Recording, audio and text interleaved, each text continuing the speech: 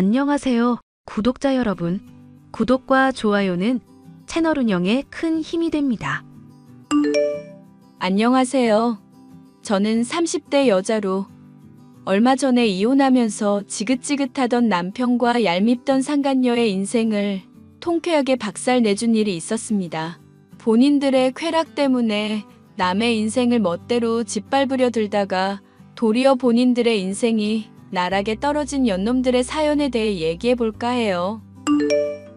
우리 결혼한 지도 이제 5년이 다 되어가는데 아들은커녕 아직도 애가 없다. 솔직히 이 정도면 이혼해도 할 말 없는 거 아니냐? 왜 내가 애를 일부러 안 가지는 것처럼 말해. 당신이 아들 간절히 원하는 만큼 나도 똑같이 원하고 있다고. 너 소설인지 뭔지 활자 나부랭이 쓰는 거 보니까 왕들도 나오고 첩들도 엄청 들이고 그러더구먼. 솔직히 나 정도 되는 사업가면 첩 들여야 되는 거 아니냐?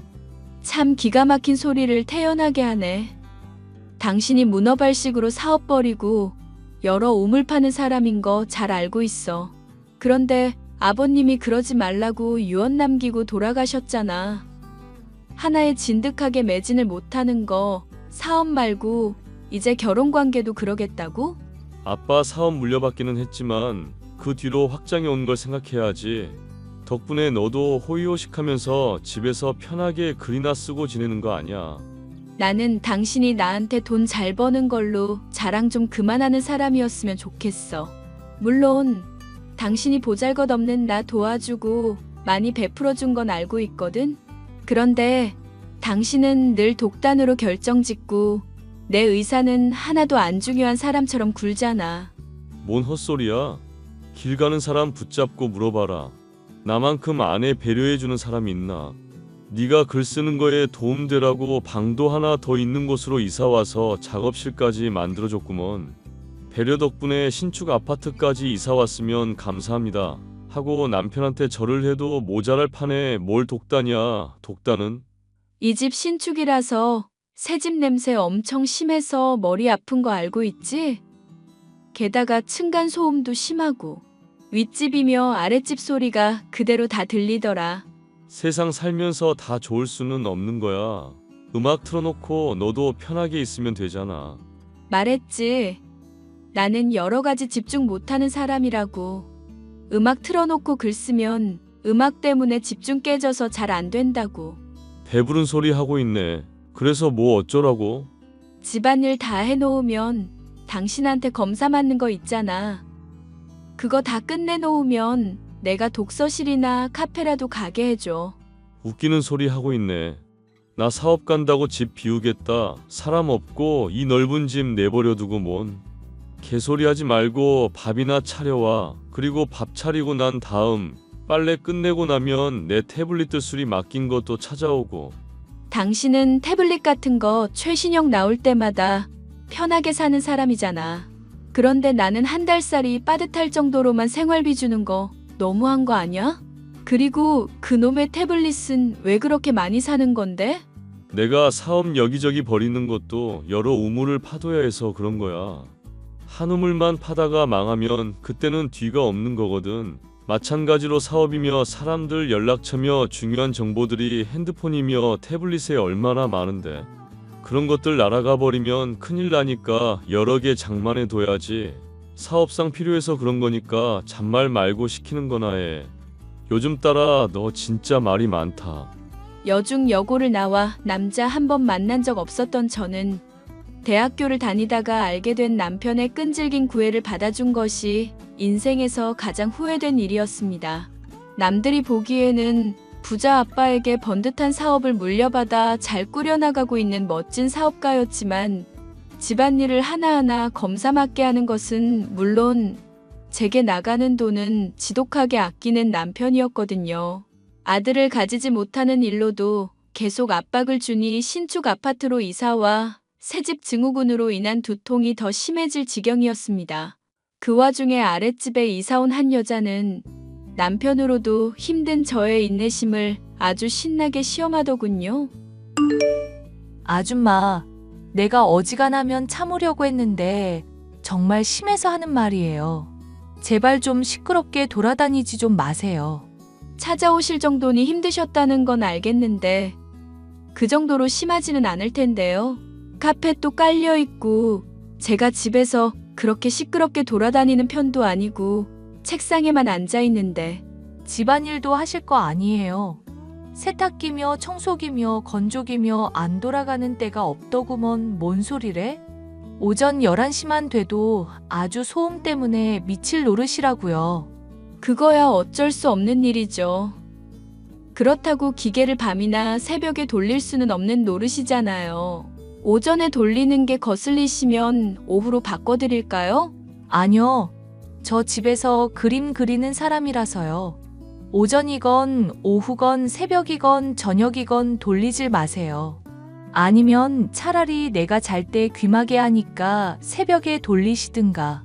여기 층간소음 심해서 윗집에서 그럼 항의가 들어올 텐데요. 그리고 저랑 남편도 소음 때문에 힘들 거고요. 절충안을 제시하면 받아들이는 척이라도 하셔야죠. 아님 손빨래를 하시든가. 보니까 백수신 것 같은데. 이보세요. 백수란요. 말을 뭐 그렇게 하세요? 처음 볼 때 다짜고짜 아줌마라고 하신 것도 저 그냥 참았어요. 왜요? 기분 나쁘셨어요? 그러니까 왜 층간소음으로 사람을 미치게 하시냐고요. 몸무게도 많이 나가시는 것 같은데 쿵쾅쿵쾅 돌아다니지 말고요. 카펫을 그냥 아주 집 전체에 다 도배를 하세요. 아시겠어요? 황당한 소리를 하시네. 그냥 그쪽이 나가서 그림을 그리시는 건 어때요? 제 그림 도구들이 다 집에 있는데 나가긴 어딜 나가요? 백수인 그쪽이 나가는 게 맞지 않을까요? 자꾸 백수 하시는데 저 집안일하는 주부거든요. 그리고 글도 쓰고 있고. 아, 뭐 작가님이라고 불러드리기라도 할까요? 책 쓰신 거 있으면 제목이라도 그럼 알려줘 보든지. 표정 보니까 출판사랑 계약은 못하고 그냥 글 끄적이면서 작가 흉내나 내시는 분 같은데. 그러는 그쪽은요? 집에서 그림이나 그리고 있는 거면 저랑 별반 다르지 않을 것 같은데요? 어머, 완전히 제 말에 찔리셨나 보다. 바로 이렇게 반격을 들어오시고. 그런데 어쩌죠? 저는 그래도 그림 전시회도 한 적이 있는 엄연한 작가거든요. 예술인협회에도 등록이 되어 있으니까 그쪽이랑은 하늘과 땅처럼 차이가 크거든요. 위층에 산다고 아줌마 위치도 위쪽인 건 아니니까 명심 좀 해주실래요? 아니요. 명심 못 하겠는데요? 그럼 저도 생각이 있으니까 마음대로 하시고요. 저는 분명히 경고했어요. 이렇게 말했는데도 층간소음으로 사람 화나게 하면 각오하세요. 낮에 세탁기며 청소기를 돌렸다고 그걸 층간소음이라고 하는 미친 아랫집 여자를 어떻게 해야 하나 고민을 하던 저. 혼자서는 도무지 해결이 안 될 것 같아서 남편에게 일을 얘기했습니다. 남편은 한숨을 길게 내쉬더니 오히려 절 타박했죠. 야, 이런 하찮은 일로 사람을 피곤하게 만드냐? 남편은 밖에서 억 단위가 오가는 비즈니스를 하고 있는데 너는 청소기를 언제 돌리니 많이 이딴 걸로 얘기를 하고 있어? 진심으로 나한테 이딴 걸 고민이라고 말하는 거야. 어지간하면 당신한테 나도 말하기 싫었어. 그런데 아랫집 여자가 너무 스트레스를 주고 아줌마라고 모욕까지 하니까 하는 말이지. 결혼하기 전에만 해도 힘든 거 있으면 다 말하라고 하고 세상 다정하던 사람이 왜 이렇게 변했어? 암탉이 울면 집안이 망한다는 속담 알지? 제발 좀 남편 행사에 이래라 저래라 하지 말고 따지지도 말고. 그리고 다정하던 사람이 변했다고 하는데 그걸 따지기에는 네가 해야 할 일을 너무 안 하는 거 아니냐? 내가? 당신이 시키는 집안일 목록 다 하고 매일같이 사진 찍어가면서 검사까지 맞는 사람이 나야. 내가 대체 당신한테 뭘 그렇게 잘못했는데?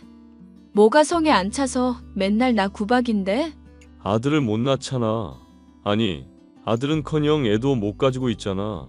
너 대학생이고 파릇파릇할 때 애를 가졌어야 하는데 지금 당장은 신혼은 즐기고 싶니 뭐니 지랄하다가 시기 다 놓쳤잖아. 너 이대로 몇 년 더 지나면 30대 될 텐데 그때는 더 답이 없는 거고. 이런 상황인데 나보고 변했다고 따질 말이 나오냐? 내가 일부러 못 가지는 것도 아니잖아. 그리고 당신은 왜 그렇게 아이 가지고 싶어 하는 거야? 우리끼리 행복할 수도 있는 거 아니야? 꼭 자식이 있어야 행복한 건 아니잖아. 누가 가족놀이 같은 거 하고 싶댔냐? 내가 일군 사업을 물려줄 후계자가 필요해서 그런 거 아냐? 아빠가 물려준 사업 이만큼 확장시키고 불려놨는데 남이 처먹으면 얼마나 배 아프겠냐? 그런 거면 입양을 하든지. 내 사업을 물려줄 사람이 아들이어야 하고 내 핏줄이어야만 한다는 거 이해가 안 가? 입양 같은 소리 하고 있네. 미쳐가지고. 미친 소리?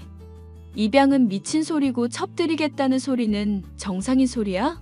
세상이 거꾸로 가서 요즘에 일부일처가 된 거지. 원래 권력 있는 사람, 능력 있는 사람이 여러 차 거느리는 건 당연한 일이야. 입양이라니 암만 생각해도 어이가 없네. 개의 새끼인지 호랑이의 새끼인지도 모를 자식을 뭘 믿고 키우라는 건데. 미친 소리를 해도 선이라는 건 좀 지켜라. 선을 넘는 건 당신이고, 길거리에 가서 사람들한테 설문조사라도 해봐. 아니면 사업한다는 사람들한테 이 이야기를 해보든지. 해보나 마나고 설령 뭐 아니라는 놈들 있어도 그런 의견 따위는 중요하지도 않고. 하여튼 너는 운 좋은 줄 알아라. 그나마 요즘 시대에 태어나서 나 같은 능력남덕 누리는 거니까. 남편은 저보고 알아서 처리하라며 방관자처럼 굴었지만 곧 본인이 나설 수밖에 없는 일이 생겼습니다. 아래층 여자가 화장실에서 환풍기를 틀어놓고 시도 때도 없이 담배를 피워댔기 때문이었죠.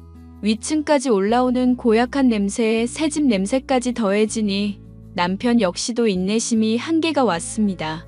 남편과 저는 아랫집에 함께 내려갔죠. 또 뭐예요, 윗집 아줌마? 옆에는 남편분? 잘생기셨네. 아랫집 아줌마가 피우는 담배 때문에 머리가 아파서요. 제가 담배를 피우든 말든 뭔 상관이래요? 자기 집에서 흡연할 권리도 없나? 담배 연기가 몸에 안 좋으니까 그렇죠. 애 생기면 알아서 끊을게요. 걱정해줘서 고마워요. 방 안에 보니까 그림이 많이 전시되어 있네요. 벽에 걸린 저 풍경화는 얼마쯤 하나요? 사시게? 비쌀 텐데. 큰 거 한 장요. 1억이요? 뭔 1억이에요. 1000만 원이죠. 남편분이 그림을 잘 모르시네. 그림 볼 줄 모르는 사람한테 나중에 괜히 환불이니 뭐니 듣고 싶지 않으니까 그냥 관심 갖지 마세요. 제가 사업을 하다 보면 그림 볼 일이 많거든요. 1000만 원이면 나쁘지 않네요. 하나 주세요. 진짜요? 그림에는 사람의 성격이 묻어나거든요. 섬세한 듯 아주 집요하신 분 같은데 제가 무슨 원망 사려고 거짓말을 하겠습니까? 나중에 초상화도 좀 부탁드릴게요. 그것도 가격은 그쪽이 정하시고. 뭐 날짜 한번 잡아보든지요. 진득하게 그려야 하니까 한 몇 시간 비우셔야 할 거예요. 사업한다고 많이 바쁘실 텐데 시간이 되시려나 몰라? 이렇게 잘 그리시는 분한테는 시간 내도 안 아깝죠. 참 담배 말인데. 제가 요즘 기관지가 안 좋아서 그런데 부탁 좀 드려도 될까요? 어차피 저도 애 생기면 끊으려던 참이에요. 남편도 끊으라고 성화였던 참이니까 이 김에 끊죠 뭐. 남편은 자신이 사업가인 것을 드러내고 돈으로 그림을 사는 등 아래층 여자의 문제를 완전히 해결한 것으로 보였습니다. 솔직히 그림의 문외한인 저로서는 돈을 낭비한다는 생각밖에 들지 않았지만 어차피 거기서 제가 한 소리를 해봤자 남편과 아래층 여자 모두에게 원망만 살 뿐이라 가만히 지켜보았죠. 어찌됐건 담배 연기 문제가 해결이 되었다고 생각해서 안도를 하고 있었는데 얼마 지나지 않아 아래층에서 침대가 삐걱삐걱 소음이 참 시끄럽게도 들려오더군요. 어지간하면 참으려고 했는데 종일 그런 소리가 나서 저로선 참기가 힘들었습니다. 결국 저는 원치 않게도 아랫집을 찾아가 배를 누를 수밖에 없었죠. 뭐 문제라도 있어요? 저도 어지간하면 이런 거 실례라고 생각해서 말 안 하려고 했어요. 그런데 이건 너무 심하잖아요. 아무리 부부끼리 금슬이 좋아도 그렇지 시도 때도 없이 이러시고 신음도 편하게 내시니까 아주 신경이 쓰이네요. 차라리 남편분이랑 모텔을 가시는 게 어떨까요? 멀쩡한 집 놔두고 왜 생돈을 쓰겠어요? 그리고 소리는 앞으로 신경 쓸 테니까 이만 가주세요. 불쾌하네요. 기왕 내려온 거 그쪽 남편분한테도 같이 얘기를 드리고 싶네요. 왜요? 남의 남편 봐서 뭐하게? 꼬시기라도 하게? 무슨 황당한 그런 게 아니라 부부끼리 똑같이 신경을 써야 할 문제니까 그렇죠.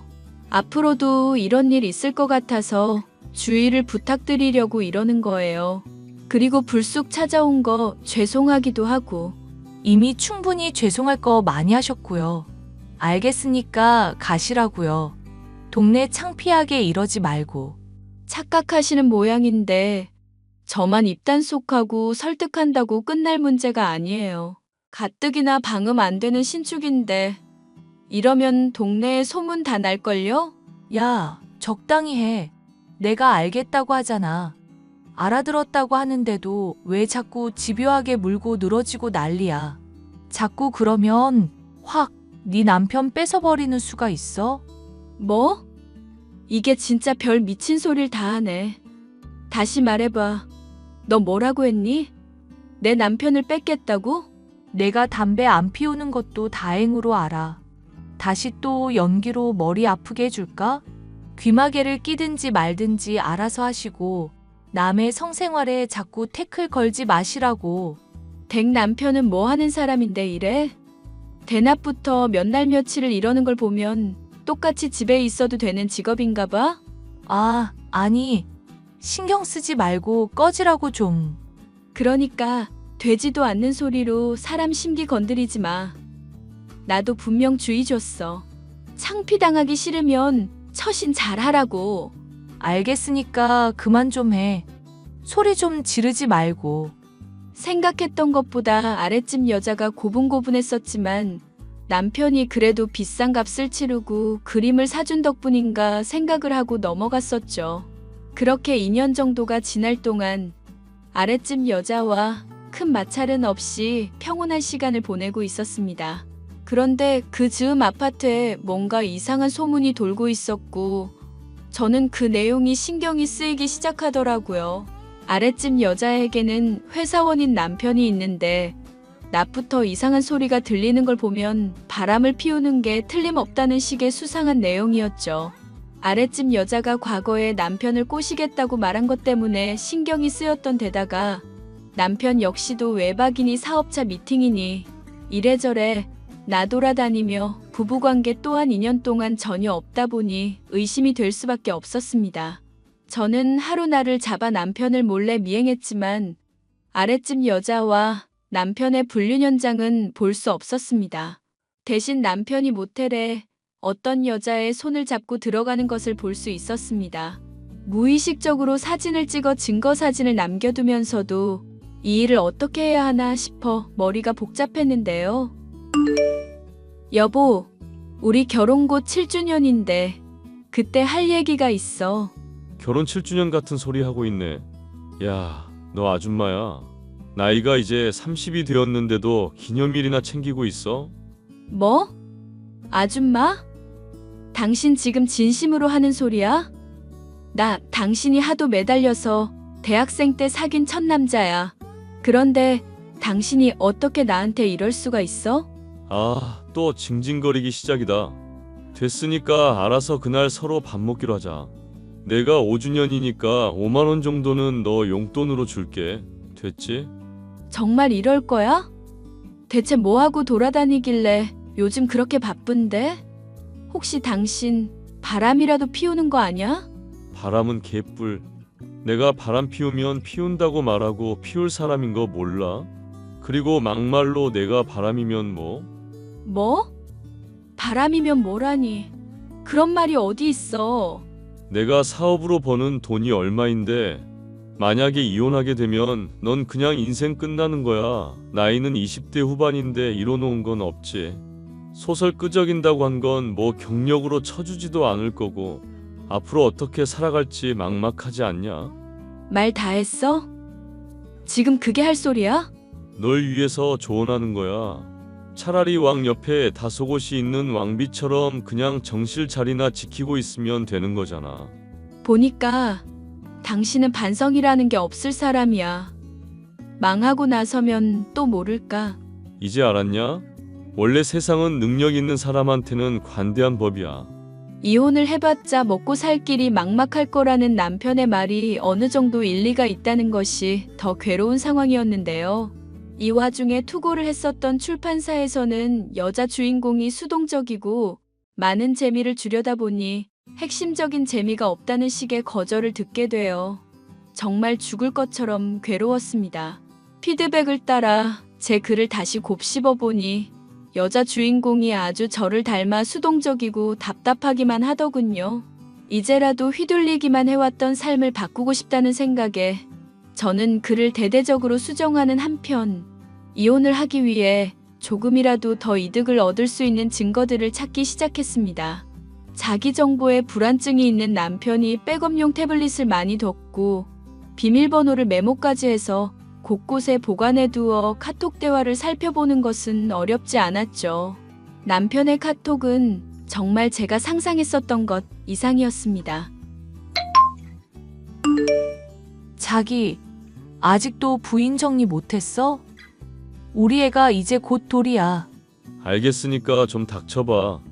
이혼하면 재산 분할이며 이래저래 걸릴 게 많아서 그래. 분할해도 손해보지 않으려면 알아봐야 할 내용이 한둘이 아니라고. 그냥 자기 명의 재산으로 된 거 여기저기 돌려서 처리하면 되는 일 아냐? 그런 것도 다 시간이 필요한 거야. 좀 모르면 닥치고 있어. 요즘 따라 더럽게 찡찡거린다 너. 뭐? 찡찡. 자기야말로 요즘 따라 왜 그러는데? 처음에 초상화 그려줄 때는 아주 좋아 죽더니 내가 예림이 낳고부터는 완전 180도 달라졌잖아. 내가 설마 딸 가졌다고 이러는 거야? 닥치라고 좀. 근본도 없는 년 그림 비싼 돈 주고 사주고 있잖아. 네 그림 표절한 거 걸려서 얼마 안 되는 명성 하루아침에 날아가기 싫으면 좀 고분고분 굴어. 알겠니? 와, 자기, 내 성격 알면서 나쁜 말을 자꾸 하네? 나는 요즘 버린 사업들 때문에 돈 버느라 바쁘고 네가 우선순위에서는 낮은 편이야. 그러니까 제발 좀 찡찡거리지 말라고. 특히 네 남편이 예림이 친자 검사를 해보니만이 그딴 소리로 나 심란하게 하지 말고. 네 문제는 네가 알아서 처리해. 등신 아니잖아. 뇌 있잖아. 할 수 있지? 난 지금 이혼하면 별로 타격 없어. 그런데 친자 검사까지 가면 나도 그때는 힘들어. 그럼 지금 이혼을 하든지. 당신이 나 데리고 가준다는 확신이 없는데 내가 어떻게 그래? 이혼녀 딱지 생기면 내 인생 망하는 거나 다름없는데? 이 업계에 파다하게 소문나면 그림값에도 악영향 미친다고. 모르겠으니까 알아서 해. 자기야, 정말 이럴 거야? 자기, 놀랍게도 남편은 아랫집 여자와도 오랜 기간 동안 외도를 해오고 있었는데요. 상간녀만이 아니라 다른 여자들까지 다 합치면 5은 되더군요. 사업 핑계로 바쁘다면서 돌아다니더니 연애 사업만 활발하게 하고 있었던 남편이었습니다. 저는 이 모든 증거들을 취합해 곧장 이혼 소송을 상담받게 되었고 제가 생각했었던 것 이상으로 좋은 조건의 이혼이 가능하다는 것도 알게 되었죠. 매일같이 주부로서 일한 것을 검사받았던 것부터 숱한 상간녀들의 남편의 부부관계 거절 등 제게 유리한 사안들 투성이었으니까요. 그런데 또 얼마 지나 술에 취했는지 뭔 실수를 했었던 것인지 제 남편에게 보내야 할 카톡을 상간녀는 제게 보내고 있더라고요. 자기, 다음 주까지 이혼 꼭 해. 나도 많이 참고 말하는 거야? 내 성격 알지? 만약 다음 주까지 이혼 못하면 정말 평생 후회하게 해줄 거야. 나 분명히 경고했어? 그거 내 남편 얘기니? 어? 잠깐. 당신이 내 메시지를 왜 받아? 설마 내 핸드폰 해킹했어? 어떻게? 말하는 꼴 보니까 술이라도 대판 처마신 모양이구나. 남편이 무시하니 많이 힘들던? 너무너무 힘들었어. 으이그 이 미친년. 그래, 이혼해 줄게. 이 미친놈이랑 한번 평생 후회하면서 살아보든지. 뭐? 지금 뭐라고 했어? 이혼해주고 당신 남편 나한테 주겠단 얘기야? 그래, 이 미친년아. 아니, 누굴 보고 자꾸 미친년이래? 하여튼 오케이. 이혼한다니까 내가 오늘은 넘어가 준다. 남편이란 인간의 실체도 모른 채 제가 이혼을 해준다니까 그저 신이 난 아랫집 상간녀. 저는 그동안 모아온 증거들을 취합해 이혼 소송을 진행했고 남편은 코웃음을 치다가 자신의 재산 절반 이상을 빼앗기는 것은 물론 제가 결혼 생활 동안 입은 정신적 피해에 대한 배상까지도 토해내게 됐죠. 제게 바람피운 사실을 숨긴 채 재산을 빼돌리려던 남편의 입장으로선 날벼락을 맞은 셈이었지만 저로서는 아주 적절한 타이밍에 결별을 하고 이득을 취한 셈이 되었죠. 기쁜 소식은 이것만이 아니었습니다. 바라마지 않던 출판사에 재차 수정을 해서 보낸 원고가 좋게 보였는지 드디어 계약까지 하게 된 것이었죠. 남편에게 빼앗겼던 시간과 받은 고통은 여전하지만 그 가운데 제가 헌신하고 노력해왔던 것들은 보상을 받은 기분이었어요. 여보, 내가 정말 미친놈이고 당신한테 면목이 없는 상황인데 3억만 좀 빌려주라. 그 장모님한테 물어보니까 소설도 계약하고 아주 일도 잘 풀리는 것 같더라고. 이 정도는 어렵지 않지. 여보? 장모? 미친놈. 내가 너랑 이혼한 지가 언젠데 아직까지도 호칭이 그따위니? 그리고 참 미친 소리네. 참고로 내가 100억이 있어도 당신한테는 10원도 줄 생각 없어. 아줌마. 아니, 정윤 씨. 원재 씨 사정이 정말 안 좋아져서 그래요. 사업 여기저기 문어발식으로 벌려놓은 건 많고 대출도 많은데 감당이 안 돼서 압류당할 것들도 수두룩하고요. 지금 미친년들이 원재 씨한테 사기당했다고 소송까지 걸린 상황이라 아주 힘들거든요. 그래도 7년 넘게 같이 산 세월이 있는데 그냥 두고 보실 건 아니죠? 그냥 두고 보면 안 될 문제긴 하네. 그럼 도와주시는 거예요? 정말 고마워, 정윤아. 누가 도와주겠대? 그냥 두고 보지 않고 팝콘 먹으면서 보겠다는 뜻이었어. 나보고는 여러 우물을 파라느니 어쩌니 하면서 온갖 잘난 척은 다 하더니 사업은 왜 망하고 있다는 거야? 하긴 이 여자 저 여자 만나면서 사업은 뒷전일 때부터 예견된 일이었지. 정윤아, 이러지 말자. 정말로. 나 정말로 이대로 가면 죽는다니까. 그럼 죽어. 정윤 씨, 제발 우리 좀 살려주세요. 제가 남편한테 이혼당하고 위자료 뜯기게 된 건 안 도와주셔도 돼요. 그냥 원재 씨만이라도 도와주시라고요. 네? 지금 저나 원재 씨 직원들 월급에 밀린 돈 여기저기 갚는다고 사채까지 쓴 마당이에요. 제발요. 아이고 불쌍해라. 더 듣고 있자니 눈물 날 것 같으니까 그냥 차단할게. 파이팅! 정윤 씨, 저희 정말 죽어요. 살려줘, 정윤아. 여보, 내가 미안했어. 나 정말 새 사람 됐으니까 한 번만 도와줘. 여기저기서 돈을 끌어다 써서 기울어가는 사업에 퍼붓다가 결국 완벽하게 침몰해버린 전 남편과 상간녀. 둘은 그러고 나서 얼마 지나지 않아 크게 싸워 결별하게 되었다는 이야기도 들을 수가 있었는데요. 유언을 제대로 따르지 않고 여자나 사업이나 문어발식으로 탐했던 전 남편이며 그런 전 남편이 여전히 좋다며 붙어먹으며 제 속을 뒤집어 놓던 상간녀의 망한 결말을 들으니 아주 속이 후련하더라고요.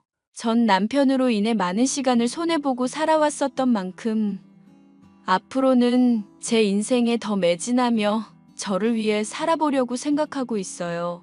사연 보시는 분들의 많은 격려 부탁드립니다. 끝까지 들어주셔서 감사합니다.